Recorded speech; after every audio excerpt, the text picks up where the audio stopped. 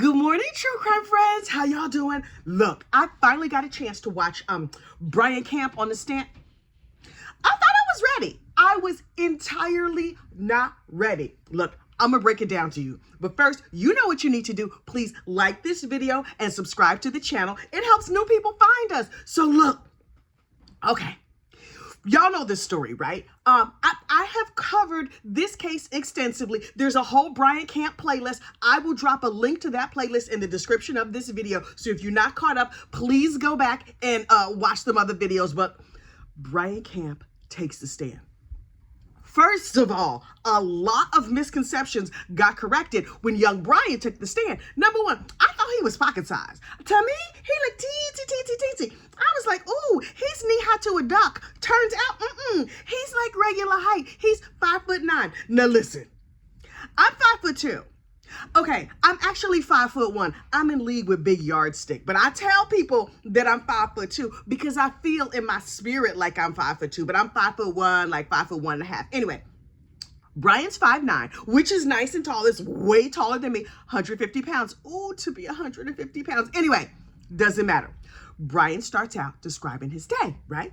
It's the day after Christmas, Boxing Day if you in the UK, but in the United States, it's just the day after Christmas, December 26th. So he gets up and he's like, oh, I have all these lovely gift cards. Let me go down to all my favorite stores and buy some stuff. So he goes down to the Home Depot and some other like outdoorsy kind of store like that they have over there. And he bought some stuff, including a large green toolbox. That becomes important later, right? So it's like my favorite color green, like that bright green.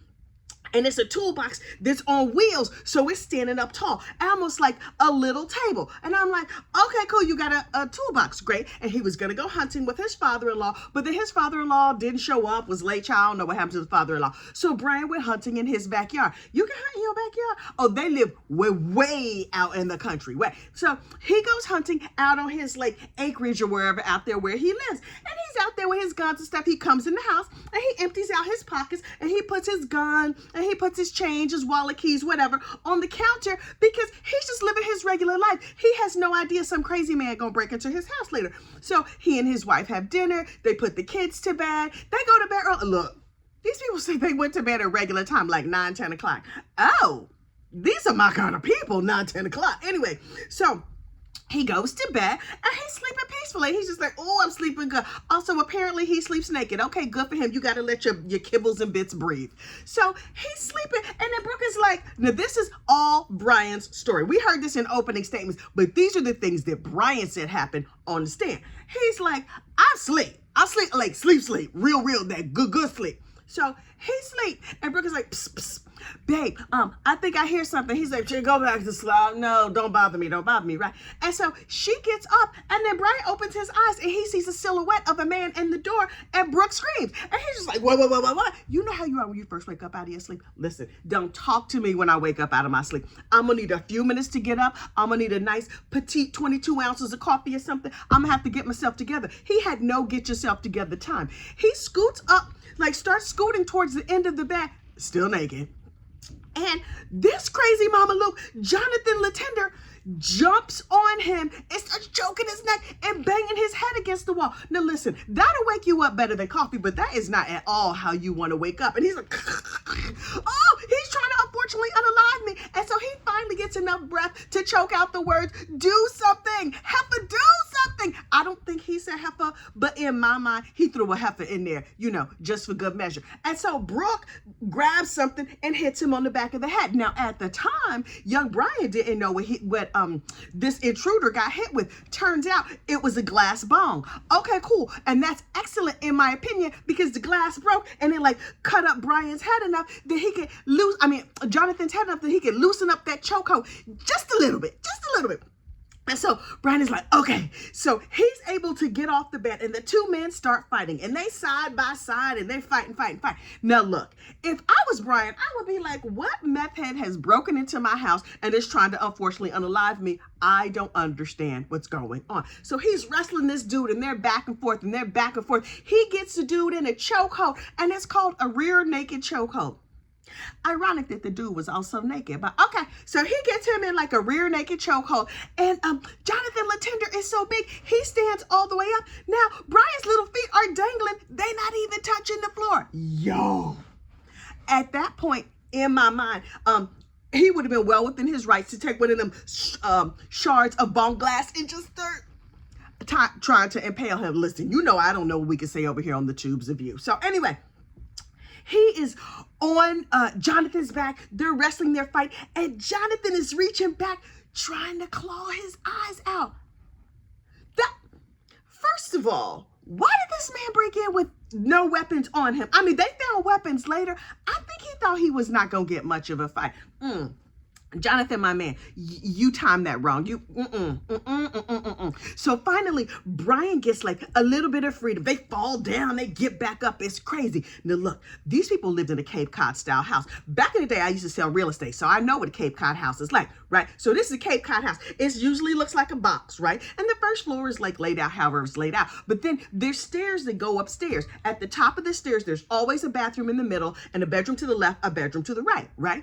And those bedrooms usually have like half that little slanty ceiling thing. Anyway, relatively small bedrooms, depending on the house. But anyway, you're not here to talk about housing styles, but it matters because the hallway at the top of the stairs is not that big. So Brian is like, wait, my two little girls are sleeping in a room over here. I'm trying to lead this crazy man who's clearly high on something. We found out later he was not high on drugs or alcohol. He was high on crazy brain juice. So Brian runs downstairs where he sees his new Christmas present that he bought himself from Harbor Freight. That's the name of the store. I couldn't remember. Anyway, he bought his toolbox. It's not like a little toolbox that sits on the floor. It's a toolbox on legs. So it's like the height of a table. And right on top of the toolbox is a muzzle loader. Now, what is a muzzle loader, you ask?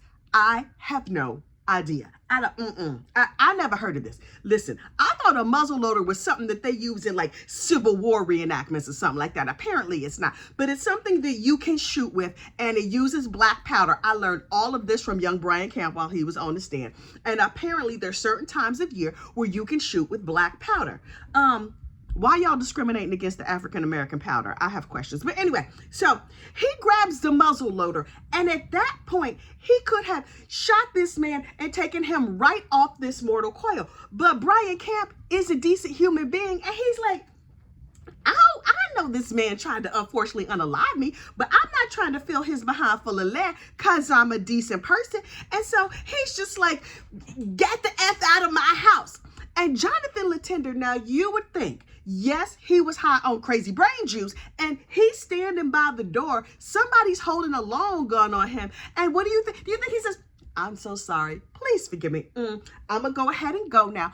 I hope we can understand that I'm sorry and please don't call the police. No. That's not what he did. He grabs the end of the muzzle loader and yanks it out of young Brian's hand. What? Now listen. If you're Brian, all of a sudden you're like, well, clearly I'm about to meet my maker, but not without a fight. So that scrappy little Brian was like, they're wrestling for the gun and they're back and forth and whatever. And so Jonathan Latender gets the gun and starts trying. He's pulling the trigger, but clearly he don't know how guns work. I mean, if it was me, I would have just pulled the trigger. I thought you just pulled the trigger and the bullet came out. I thought that's how that happened, but apparently no. So he's like, Jonathan is trying to shoot him by pulling the trigger, and it's not working. And so Brian goes around to Jonathan's side and is able to hit a button, and all the powder flies out. All the African American powder is on the floor, child. And so the gun opens up. It falls apart. Are guns supposed to open up like that? Look, I have gun questions, but this is neither the time nor the place. Anyway, so that gun is not usable, so they throw that gun away, right? They keep fighting. They back and forth, blah, blah, blah. And I'm just like, okay. So Brian Camp is now well that this random stranger is trying to take him off this mortal coil. He does not know this man, and he's like, I got to do what I got to do. So he opens up a random closet where they keep long guns, right? And I believe this is his father-in-law's house. So he just reaches in and grabs out any random gun. Turns out some of the guns in the closet were Brian's, and some of them belonged to his father-in-law, and the father-in-law got raggedy guns. Now look, What makes a gun raggedy, you say? It comes apart in parts and pieces. I did not know guns were fully assemblable. I thought you might need some tools or something like that. Apparently not. So he grabs a shotgun and he's aiming it at this crazy man high on crazy brain juice. And Jonathan Latender grabs the barrel of the gun and yanks it, and it comes off. Raggedy gun. So apparently Brian is like, what the? I cannot believe of all the guns in that whole closet, how did I grab a raggedy one? Also, will a raggedy gun still shoot? Unclear. So Jonathan Latender takes the barrel of the gun and is beating Brian with the barrel of the gun. What? Oh boy is getting pistol whipped in his whole house, in his own house. But he's still holding like the clicky trigger part in his hand. And I guess you can't shoot it like that. Y'all, I should maybe take a gun class. Or maybe not. So like more fighting ensues. They're back and forth. Now they go into the kitchen. Now from the hitting of the bong on the head, Jonathan Latender's bleeding all over the house. That is a terrible house guest. I mean, obviously, you're not supposed to break in nobody's house and try and unfortunately unalive them. That is also bad manners. But you bleeding everywhere. You beat people up. You destroying property. Sir, you probably didn't even bring like a cake or something when you showed up. I cannot with these people. Anyway, so they get into the kitchen and they still back and forth, the fighting. And there's remember when I said that Brian Camp came home from hunting in the backyard and he emptied out his pockets and there was a gun right there on the counter. He didn't grab that gun. He's like, I'm gonna need something to put this big mama Luke down because this is not going good. So he reaches up on top of the counter, on top of the cabinets in the kitchen, and he grabs a gun. Now look, apparently this was a big deal to the Commonwealth. It was not a big deal to me, but he grabs a gun, takes the holster off, and it's like, pew, and shoots old boy Jonathan that he well deserved. Shoots him someplace in the torso. Jonathan falls down and it's just like, ow, you shot me, dude. Ow, ow, ow. Rolling around, moaning, making all kinds of crazy noises. And so Brian is like, I was just asleep a minute ago. Oh my God, he's freaking out. Meanwhile, girlfriend Brooke Janik is outside and she's on the phone with the popo. Like, hey, I know we live way out in the country or something, but this fight been going on for like 15 minutes so far and y'all still not here. What? And so they were like, girl, we on the way. And the 911 operator is asking all kinds of questions. What's everybody wearing? Do you know this person? What y'all get for Christmas? What's the weather out like there? I don't know what all she asked, but she asked a whole bunch of questions. But meanwhile, she was like, they're on their way. They're on their way. People are like, oh, I just want to live out away from everybody. This is the downside of living out away from everybody. Take the police a long time to get to you if something happened. So Brian is like, okay, I have not had coffee. My whole body has just been beat up. I've been pistol whipped. I went through 65 weapons in this house. I don't know where this raggedy shotgun came from. Oh my God. Meanwhile, this crazy man is laying on his kitchen floor, not bleeding that much. He was certainly bleeding from his head, but the shot in the body, apparently it was not evident. Was he gonna die? Was he just injured? Did it just look real bad? He seemed to be in pain, and that seemed to be appropriate. And our hero, American hero Brian Camp, was just like, okay, oh my God, girl, you on the phone with the police? And Brooke was like, yeah, oh my God, the police, the 911 has questions. And they were like, what's his name? What's his status? Brian is like, what? I don't give a F. His status, hopefully his status is near death. He in there rolling around making a lot of noise, but this is some mess. He was like, oh, I'm naked out here in the cold day after Christmas. And I see you out here with no shoes on. So look, now that things have calmed down, I'm gonna go get you some shoes. Hang on. So he goes upstairs, he puts on some drawers. Ooh, the shrinkage of being out there. Maybe the adrenaline. Okay, whatever. Ain't none of my business.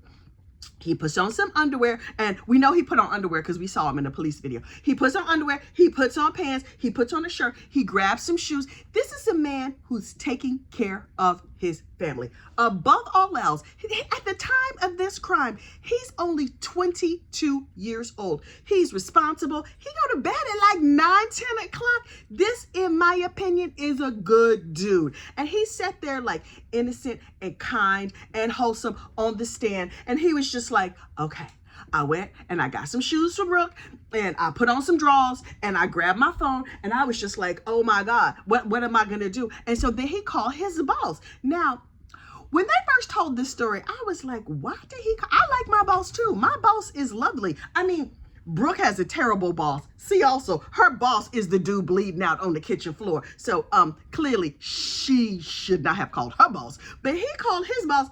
I believe maybe this boss is like a mentor, a friend, or something like that, right? So he calls his boss, and his boss is like, oh my God, dude, are you okay? Blah, blah, blah. They check in with each other for a minute. The boss's name is Brian Campanelli. Brian Camp's mama. I just got one little question. Is Brian Campanelli Brian Camp's secret daddy?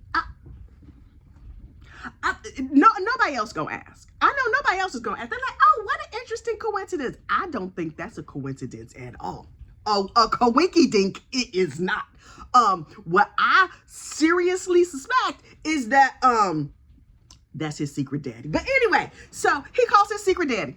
And his secret daddy is just like, oh man, that's terrible. Listen, you know the police of the Commonwealth, they ain't ish. We have to protect ourselves from the police. But take care of yourself. Wait for the police to come. Okay, you have a good night. And he hangs up the phone. How come secret daddy ain't roll up on the house? Because my secret daddy, I like to think would have rolled up on the house, check on me, make sure I'm okay, right?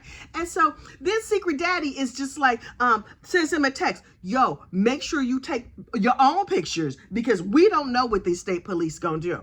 Okay, cool. And also, the state police, turns out, gonna use them pictures against you, but that's okay because you brought truth and wholesomeness to this whole case. So anyway, Brian Camp hangs up with his secret daddy, and then he's just like, okay, blood, click, click, click, takes pictures of this ignorant Mama Luke, his wife's boss. I wonder if this gonna go down in this dude's performance review. Like, hang on. Takes pictures of Jonathan LaFerve laying there on the floor with his hand on the back of his head. Because, you know, the blood and the gunshot and everything else. So it's like, okay, everything is calmed down. Brian walks outside, take a breather. He's trying to get his whole life together, right? And then Brooke is like, yo, the police say, is he alive? Brian's like, I don't know. I sure hope not. I don't know. He's like, no, dude, you got to go back in there and check because the police want to know. And Brian is like, I cannot believe this. I was minding my business, sleeping naked as a jaybird in my bed, and now I got all this madness and mayhem. We're going to have to clean these carpets. Stuff is broken. Christmas is ruined forever, ever, ever. It's a possible corpse on the floor. So he walks back in the kitchen. No, he walks back in the house, not in the kitchen. He walks in another door like, let me sneak up on the back of this Mama Luke because I don't know what's happening in his crazy brain. And he's just like, I know he's not. Why is Jonathan LaFerve kind of in push-up, pushing himself back up, trying to get up so he can finish what he started? And then he says, and I quote, I'm going to need an attorney. Sir, you about to need an undertaker. He's just like, I'm going to need an attorney. I'm going to, unfortunately, unalive you. And Brian Camp, bless his heart, has had enough. He's had enough. Also, he's scared. He thought he was safe. He thought everything was going to go good. Jonathan LaFerve done failed his shut up classes. He done failed his you got to be sane classes, clearly. And so Brian Camp is like, I'm not doing this with you. I'm just not. So from like 15, 20 feet away, he's like, pew, shoots another shot. Like clearly that one that went in your side, you wasn't bleeding that much. You look like you trying to get up. How do I know you're not going to continue trying to unfortunately unalive my wife and children? I thought I was safe. Clearly the threat has not been put down the way I thought it was put down. Let me go. Boom. Okay. One last shot. And then Jonathan LaFerve falls flat on the floor. No longer on this mortal coil. I sincerely hope that all the angels from Hades ushered him off to the deep inner city of hell where he belongs. Anyway, so he was just like, oh my God. 1 minute later, the police show up. And you know they come all in like, where's everything? We're going to handle the situation. Y'all, if y'all would have been here 15 minutes ago, you could have handled the situation. Seemed to me the situation already handled. So then we saw the body cam footage of what happened when the police arrived. And the police are like, Brooke and Brian, get on the ground. Put him in handcuffs. They treated Brian like he did something wrong. Now, I understand. Listen, I have a certain amount of sympathy and respect for law enforcement. My daddy was a cop. So I'm like, okay, I see they have to regulate the situation and see what's what. But then I feel like they just took it too far. An intruder breaks in your house, you shoot them, and you are a victim of the crime, but you're getting treated like you a perpetrator. Nope. I don't like it. And so the defense attorney was like, okay, that's all the questions I have. And I thought to myself, what in the world could the Commonwealth of Massachusetts, who is trying super duper hard to be the new Florida, what could they possibly have to say to this man? The state stands up, the Commonwealth, and they were like, so I hear your story. And Brooke hit him on the back of the head with a bong. You had a bong in your house? Sir, that's the least of any of this, but okay. And then the state is like, so when you ran downstairs, you left the crazy man up there with your children? And Brian was like, I was trying to lead his crazy behind away from my children so I could keep them safe. And the state was like, I see. You just had a muzzle loader laying out. The Commonwealth has issues with the way that Brian stored his guns. Commonwealth, come here. Y'all have missed the whole entire point. An unaliver broke into this man's house and tried to take him out. From news reports, Jonathan LaFerve said to his mom and them, if I can't have Brooke, nobody will. And he showed up at Brooke's house, breaking in. He was not an uninvited guest. He was an intruder. It was a B&E. There's a number for that. I don't know what the number is, but it is a B&E. He committed a B&E on this man's house. And y'all worried about how Brian is storing his guns? Fuck out of here with this. Anyway, so the state was like, okay. When you went downstairs, you reached up on top of the cabinet and you grabbed a gun where there was a gun on the counter from where you went hunting. Why didn't you use that gun? What does it matter? What do you think, he planned this? Sir. And he was just like, Brian was like, my gun is always stored up there. And the state was like, near the crock pot, near this little Halloween pumpkin candy thing. I don't know that crock pots are legal in the state of, oh, they are. Oh, right. Creamy chicken and dumplings. Okay. Well, the crock pot gun is the one you used, and you used your left hand. Commonwealth of Massachusetts, what are you doing? Y'all already said in your opening statement that the first shot was fine. So why are we going through all of this? So he's like, so you grabbed the gun with your left hand and you shot. And that cute little Brian Camp was like, yes. He ain't put no sauce on it. He didn't try to have an attitude. He just answered yes, no, or unclear. In case it's not clear, from my explanation of Brian Camp on the stand, he did a brilliant job on the stand. He was not flustered. He did not embellish. He did not go crazy. You didn't see like a bunch of anger or craziness coming out. The number of lying-ass liars we have seen take the stand, Y'all remember that lady who her son unfortunately unalived her after she made him a hot, delicious Italian meal, and he left the hot, steamy garlic bread? Don't even get me started, because that case still makes me mad. Shirley Merrick's no good son. I don't even remember his name, but I just remember that's the case of Shirley Merrick's no good son. I'll put the link to the playlist, because that case had my pressure up. Anyway, so they were like, so you shot him with your left hand. Did you see blood? And Brian was like, no. We see liars on the stand all the time. You know what I can detect?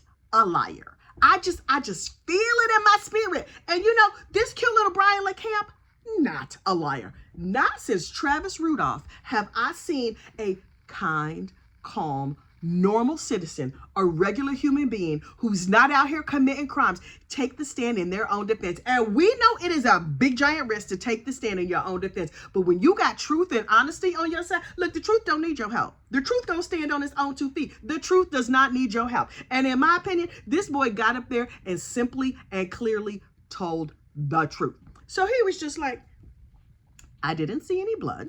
Hang on, I don't talk my throat dry. Lord, I'm loquacious. Hang on. I didn't see any blood.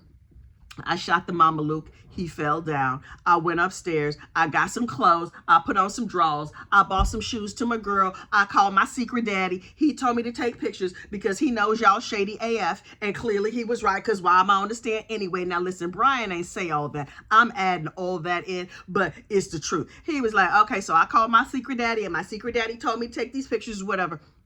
And so now here we are.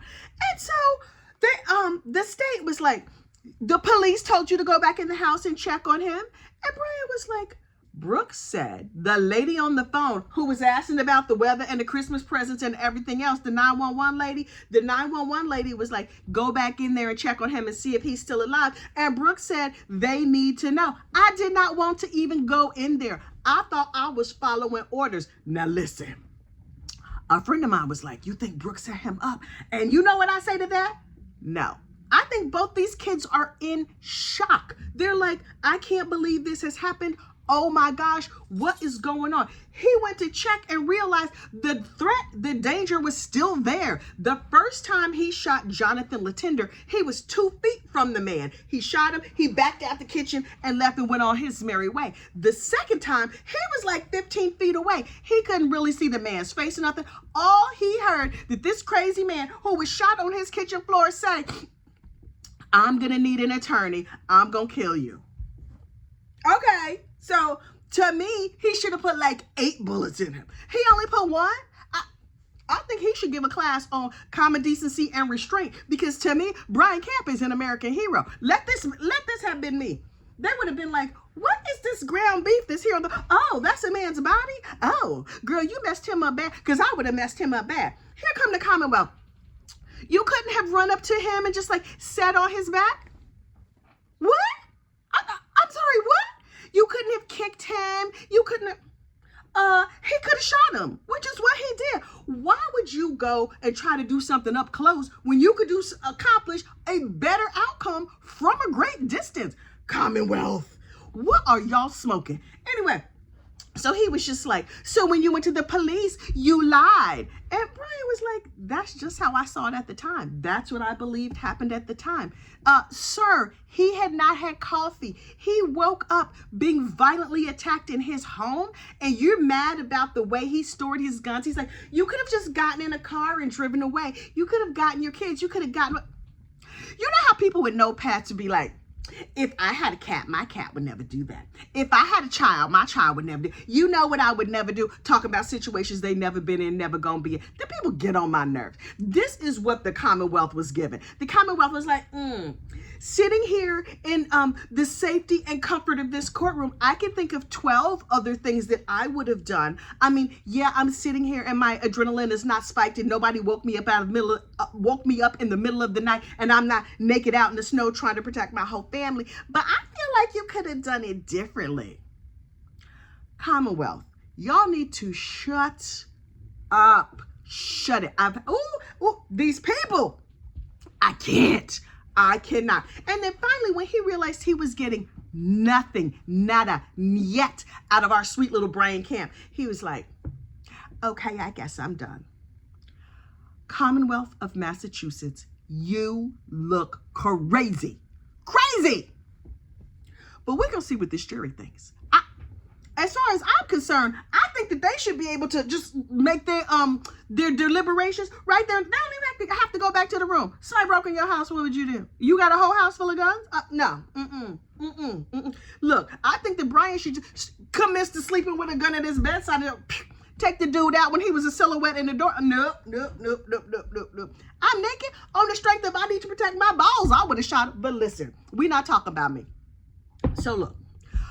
Closing statements are coming soon, and then we will have a verdict, in my opinion, 3 seconds later. But verdicts, these juries keep on surprising me. If this jury hangs, I'm gonna drive to Massachusetts and smack everybody. Okay, I'm not, but I'm gonna be real mad. I'm gonna write a strongly worded letter if this jury hangs. This has been the summer of the hung jury.